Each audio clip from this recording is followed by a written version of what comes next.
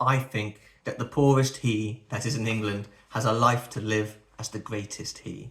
And therefore, truly, sir, I think it is clear that every man that is to live under a government ought first to put himself under that government. And I do also think that the poorest man in England is not at all bound in a strict sense to that government which he has not had a voice to put himself under. I do hear nothing at all that can convince me why any man that is born in England ought not to have his voice in the elections of MPs.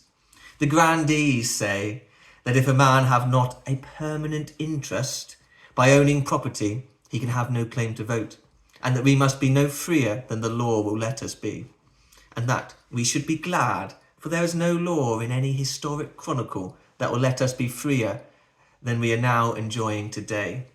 Truly, I think that there is not this day in England a greater tyranny than this. Truly, I think that the people have little freedom. I am a poor man, therefore I must be oppressed. If I have no property, I have no interest in the kingdom, and I must suffer all their laws, be they right or wrong? No.